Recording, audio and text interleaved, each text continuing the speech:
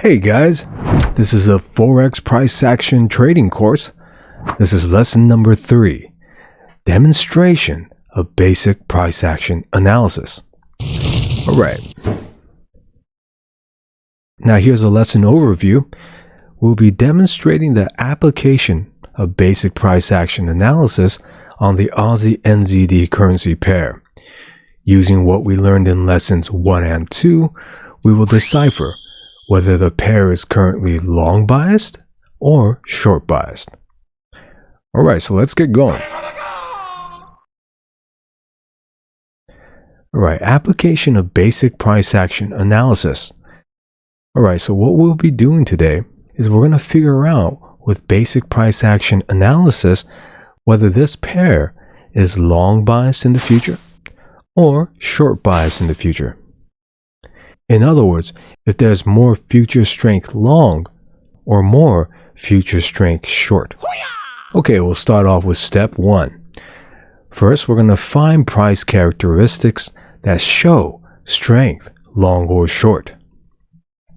Okay, so in this case, we're going to figure out how much future strength short there is in this move down.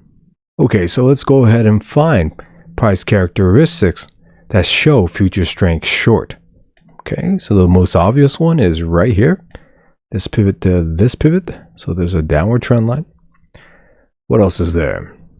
There's also this harami pattern right here. This also shows future strength down, right? Okay, so that was step 1. Okay, now step 2. Find the cumulative strength of the longs or shorts. So let's go ahead and put a numerical value to each of those price elements. So this trend line down. Okay, so this trend line had 1, 2, 3, 4 touches on it. And it's rather clean, right? So we'll give this, say, a plus 15 future short strength. Let's go over to this harami right here. Now this harami, it does show future strength down. However, it's not that strong. Right? Because right here at this level, price was rejected at the bottom. And it has a long wick down, right? So we'll give this, say, a plus 1 future short strength. Okay, so in total, we have plus 16 future short strength. Okay, now step 3. Find price characteristics on the lower time frames that define the strength of a higher time frame's price characteristic. Okay, so let's go ahead and find out what happened at this pivot right here to see if the lower time frames increase or decrease future strength from the monthly price characteristics. We'll start from the weekly chart. Okay, on the weekly chart, that area that we're talking about is right here.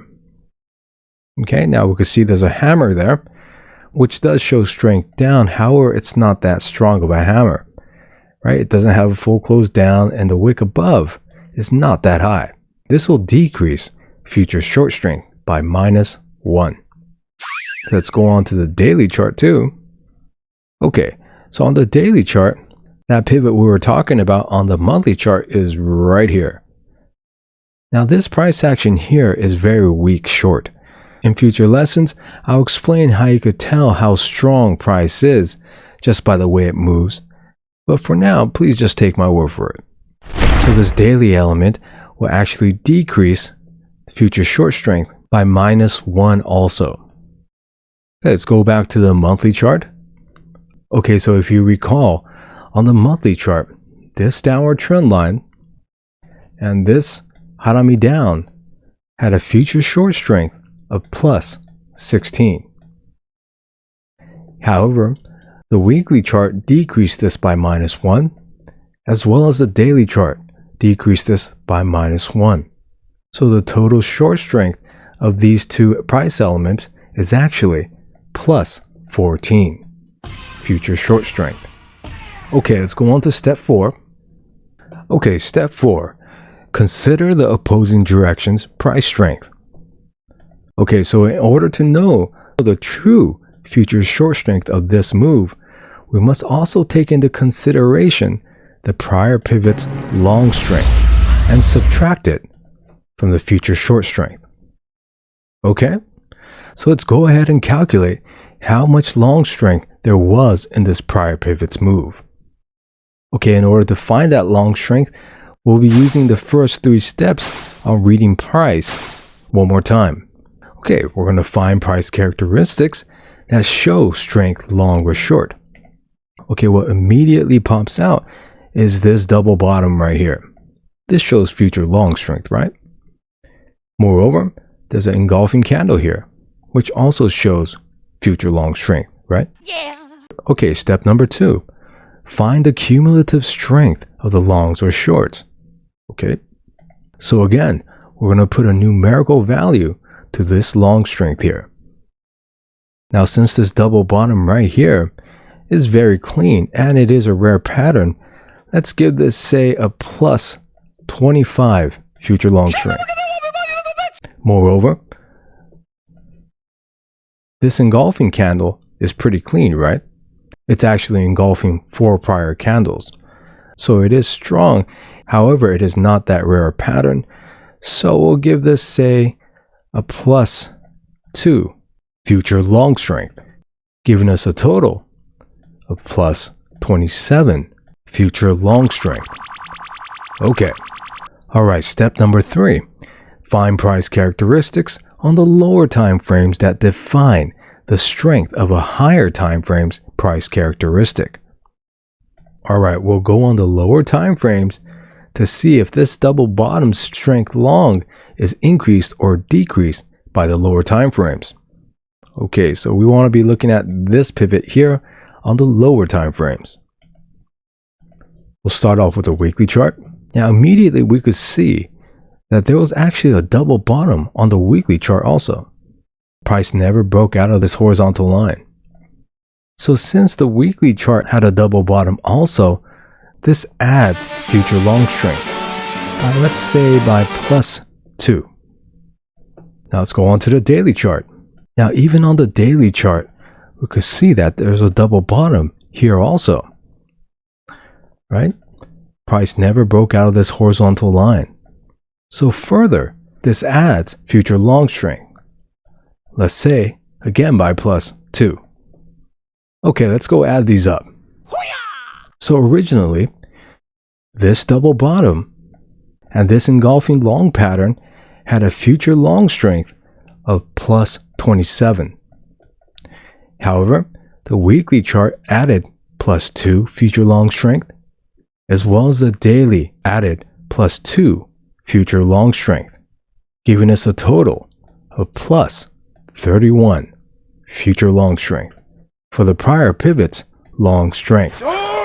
Okay, so let's put it all together now. The future short strength of this move down was plus 14. And the future long strength of the prior opposing move was plus 31. Now, in order to get the true future short strength of this move, we have to subtract 31 from 14. Again, because we have to consider the strength of the prior opposing move. So the true future short strength of this move down is minus 17. Let me write this over for you. So price came up with a plus 31 long strength. Then price was shot down on this pivot down with a short strength of plus 14.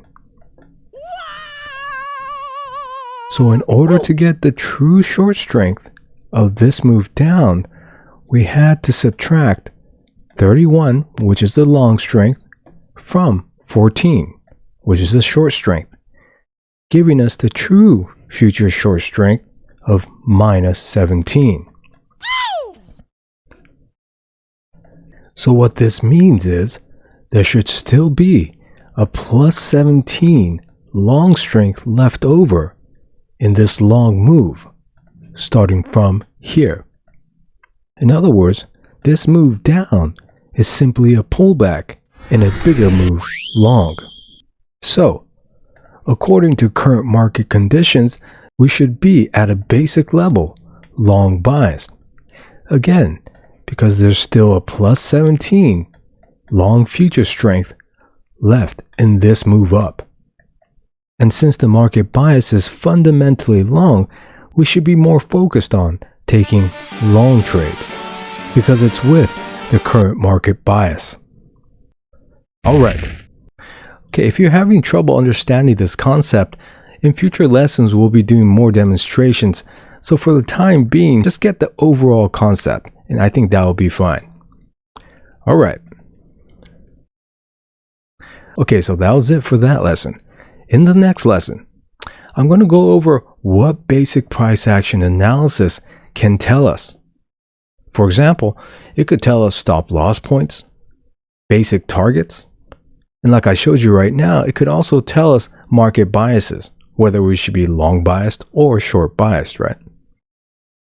Okay. If you have any questions, please leave it in the comments below. And thanks for watching, guys. Bye.